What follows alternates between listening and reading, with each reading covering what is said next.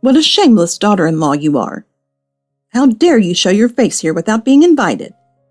And this New Year's feast, my cooking is more than enough. You shouldn't have meddled." A dull thud echoed as the lacquered box of dishes I had carefully prepared fell to the floor. It was tossed from her hands. The delicacies I spent days crafting spilled across the tatami floor. I froze in place, staring at the scattered black beans and broken rolls. Just a week ago, I had been so excited to try my hand at New Year's dishes. I thought Amelia, my mother-in-law, might finally approve of me. She had tasked me with preparing dishes for the extended family. I saw it as a chance to gain her recognition. Night after night, I worked late into the evening, and yet the only sound now was the hollow clatter of beans scattering across the silent room. I glanced at Kenneth, my husband, seated nearby, casually scrolling on his phone. He didn't even look up as his wife was being insulted. My chest tightened. A coldness seeped into my heart. Slowly, I lowered myself to a kneeling position. I bowed deeply. "I'm sorry. I'll leave now." My voice trembled as I apologized. "Shameless! You think a simple apology will suffice after you stole my son from me?" I couldn't lift my head under the barrage of insults raining down on me. The words cut deeply. Tears welled up as regret and helplessness flooded over me. At that moment, the doorbell rang. It broke the tense silence. "Let me help you with those dishes, Jessica." A calm but firm voice made me look up. Standing in the entryway was a woman I didn't recognize. She was dressed impeccably and holding a single envelope.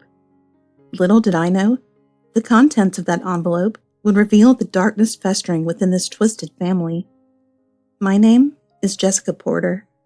I work in sales at a major corporation. My career was flourishing. A promotion was just around the corner. But in my personal life, I lived alone in the city.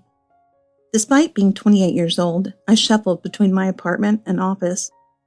Tonight, after another late night at work, I returned home to my quiet apartment. Eating a late dinner, I checked my personal phone. It buzzed with a notification. I sighed deeply. I opened a message from a high school friend. They asked me to give a speech at their upcoming wedding. Recently, many of my old friends have been sharing happy news about engagements and weddings. It's been a nonstop wedding rush. Even my college and work friends have joined the bandwagon. I can't help but feel a vague sense of unease. And this latest message from my high school friend felt like the final straw. That's when I decided I needed to start seriously thinking about marriage. With that resolve, I signed up for a matchmaking party. At one such party, I met a man who stood out to me. His name was Kenneth Miller. He was a 30-year-old systems engineer at a prominent IT company. Kenneth, like me, had been consumed by work and found little time to date. He shared how his family had been urging him to settle down, so he reluctantly attended the matchmaking event. I felt an instant connection with Kenneth. Unlike the assertive colleagues I was used to, he was gentle and soft-spoken. I was captivated by his calm demeanor and kindness. I thought with Kenneth, I could build a warm, loving home. I pursued him enthusiastically. A few months later, we promised to marry. Our relationship progressed smoothly. I introduced him to my parents first. Later, it was time to meet his family. "My mom's a bit overbearing, but she means well. Please don't be put off." Kenneth's warning did little to prepare me for my first meeting with his mother. She greeted me with a bright smile, but her eyes betrayed a sharp coldness. I felt an instant hostility, as though she disapproved of me. Kenneth's father was notably absent. I found it odd for such an important meeting. Kenneth explained that his father had been away on long-term assignments for most of his childhood. Kenneth grew up in a household dominated by his mother. "Jessica, if you're marrying Kenneth, you'll, of course, quit your job and become a full-time homemaker, won't you?" Her question caught me off guard. I had no intention of leaving my career. Kenneth and I had already discussed this. He seemed supportive of my decision. I glanced at Kenneth for reassurance. "Oh, Mom, I should have told you earlier. Jessica's planning to keep working." "Absolutely not. If she's joining the Miller family, she must serve her husband." Her hands slammed against the table. The sound startled me. Kenneth suddenly dropped to the floor. He prostrated himself before his mother, crying, "I'm sorry, Mom. It's my fault for not setting things straight with her. Please forgive her." "Oh, Kenneth, you poor thing. You're not to blame." She gently stroked his back. "The one at fault here is her. Jessica, if you don't quit your job, I will not approve of this marriage." Her words shook me. I stammered out a response.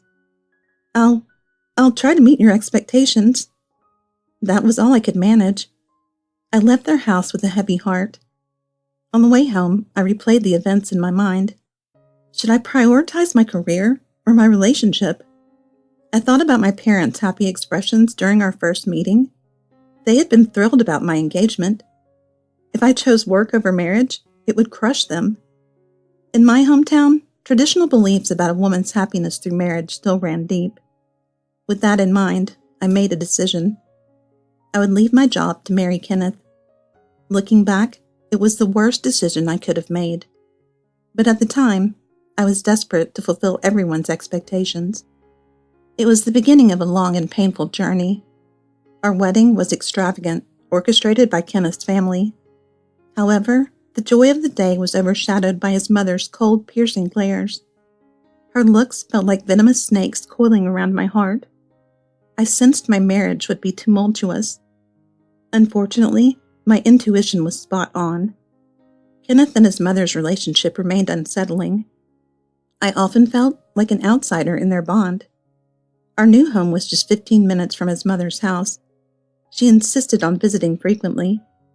What began as monthly visits soon turned into daily calls and unannounced drop-ins. I pleaded with Kenneth to talk to her. His responses were always dismissive. "She's just lonely without Dad around. Besides, she's helping you with the household chores, isn't she? You should be grateful." With that, he brushed off my concerns. His mother, a lifelong homemaker, had exacting standards for domestic tasks. Meanwhile, I had been used to focusing on my career. She scrutinized everything I did. "Jessica, you must create a comfortable home for Kenneth. He works hard to provide for you, so it's your duty." Her constant criticisms wore me down. She even belittled my cooking. Cooking had been my pride and joy. I used to share recipes on social media where they received rave reviews. "These dishes are nothing special." Her words chipped away at my confidence. Within 6 months, I had lost my will to argue. I began to believe I was at fault. "You've never taken homemaking seriously, have you? I can't accept you as Kenneth's wife." "I'm sorry, Heather." She left satisfied after each scolding session. One day, my sister-in-law Yvonne visited unexpectedly. "I'm sorry to intrude, Jessica, but I have something important to share." Her somber expression filled me with unease. "Is something wrong?" "I've noticed discrepancies in Kenneth's paycheck deposits." Yvonne managed the family's business's finances. She knew Kenneth's salary details. Her words alarmed me. "Kenneth says he's working late on a big project, and he gives me an allowance every month." "I see." She fell silent, her face clouded with concern. "Let me investigate further." Her tone was serious. As she left, I felt a growing unease. Kenneth had been distant lately. He often worked late or secluded himself in his office. Conversations between us had become rare. I couldn't help but feel that Yvonne's concerns were connected to his behavior. I also noticed his mother had been unusually absent. Days passed, and the unease in my heart grew stronger. Then one day, Kenneth's mother called me. "Jessica, I assume you've been keeping yourself busy. For this New Year's, we're hosting relatives, and I want you to prepare the traditional dishes." "You want me to cook for everyone?" 5 servings should suffice." "I'd be happy to." "Don't embarrass me." Her words stung, but I saw this as an opportunity.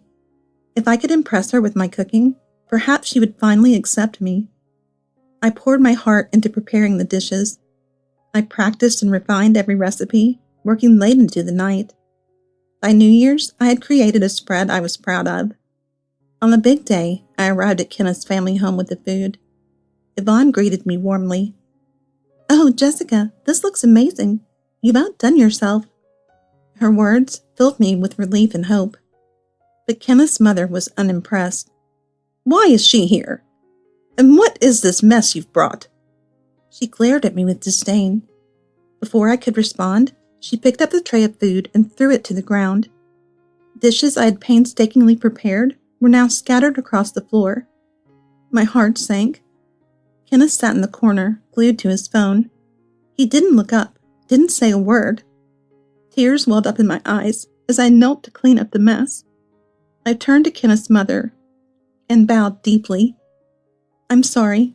I'll leave now." "You think a simple apology will fix this? You're nothing but a failure who stole my son." Her words cut deep. I fought back tears, ashamed of my weakness. Then the doorbell rang. Yvonne walked in, holding a large envelope. "Good afternoon, everyone. I need to speak with all of you." Her calm yet firm tone commanded attention. Kenneth's mother stiffened. Yvonne's presence seemed to unsettle her. "Jessica, please sit down." I hesitated, but complied. "Kenneth, there's something I need to address." Kenneth finally looked up, his face pale. "I reviewed the company's financial records, and I found some serious discrepancies." Kenneth's expression turned to panic. "Would you care to explain where the missing funds have gone?" I don't know what you're talking about." "Don't lie to me. The evidence is clear. And you, Amelia, knew about this, didn't you?" She turned to Kenneth's mother, whose face was now flushed with anger. "How dare you accuse me?" "I'm not accusing you. I have proof." She pulled out the envelope and placed it on the table. "This contains detailed records of Kenneth's financial misconduct and Amelia's involvement in covering it up." The room fell silent. Kenneth and his mother were visibly shaken. I sat there, stunned, as the pieces of the puzzle began to fall into place. The weight of Yvonne's words filled the room with tension. This is a misunderstanding." "Is it? Then why do these bank transfers lead back to your personal account?" "I can explain." Kenneth's voice trembled, but Yvonne's piercing gaze silenced him. "You've been stealing from the company, Kenneth. And Amelia, you've been helping him." Kenneth's mother stood abruptly. "That's enough. This is our family's business. It's none of your concern." "It became my concern the moment it threatened the company's stability." Yvonne's firm tone left no room for argument. Kenneth slumped into his chair, defeated. His mother glared at Yvonne, but she said nothing further. I remained silent, overwhelmed by the revelations. "Jessica, you deserve better than this. Kenneth and Amelia's actions don't define you. Don't let them manipulate you into thinking otherwise." Yvonne's words struck a chord in me. For the first time in years, I felt seen. I turned to Kenneth, who avoided my gaze. "Is this true?" Kenneth didn't respond. "Jessica, you need to make a decision. Are you going to stay in this toxic environment? Or are you going to reclaim your life?" The room was silent as everyone awaited my response. I took a deep breath, mustering the courage to speak. "I'm done. I've tried to earn your approval, Amelia, but it's clear that I'll never be good enough for you. And Kenneth, I can't believe the person I thought I loved would betray me like this. I'm leaving." "How dare you? You think you can just walk away?" I stood, looking her directly in the eye. "Watch me." With that, I turned and walked out of the house. Yvonne followed me, offering her support. "You're stronger than you know, Jessica. This is the first step toward a better life." I nodded, grateful for her kindness. As I left the house, I felt a weight lift from my shoulders. For the first time in years, I was free. Yvonne helped me into her car, offering a supportive smile as I buckled my seatbelt. "Let's get you somewhere safe and quiet." "Thank you, Yvonne. I don't know what I'd do without you right now." The drive was silent, but it was a comforting silence. Yvonne dropped me off at a small apartment she had arranged through a friend. "Take your time to settle in. You're not alone, Jessica." Her words were reassuring, and I felt a flicker of hope. The apartment was cozy, with sunlight streaming through the windows. As I sat on the couch, letting the reality of my decision sink in, for the first time in years, I was alone, not lonely, but free. Over the following weeks, I worked with a lawyer to finalize the divorce. Kenneth tried to reach out several times, but I didn't answer. I wasn't interested in his excuses or apologies. My lawyer assured me that the evidence Yvonne gathered would ensure a fair settlement. During this time, I also reconnected with old friends. I had distanced myself from them during my marriage, but they welcomed me back with open arms. Their support reminded me of who I was before Kenneth and his mother's influence. Yvonne continued to check in on me regularly. "How are you feeling today?" "Better. It's strange, but I feel lighter." "That's a good sign." Yvonne smiled, her kindness and strength unwavering. As the weeks turned into months, I began to rebuild my life. I found a job at a marketing firm, something I had always been passionate about. It felt empowering to rely on myself again. On a sunny afternoon, I signed the final divorce papers. "Congratulations, Jessica. You're officially free." I smiled, feeling a surge of relief and closure. That evening, I celebrated with Yvonne and my closest friends. "To new beginnings. To Jessica's future." The toast felt like a declaration of my newfound independence. Kenneth and his mother no longer held power over me. The life I was creating was my own. As I lay in bed that night, I reflected on my journey. It had been painful, but it had also been transformative. I finally understood what Yvonne had meant when she said I deserved better. I did deserve better, and now I was living it. The next morning, I woke up with a sense of purpose and a smile on my face. This was the start of a new chapter, one I was determined to write on my own terms.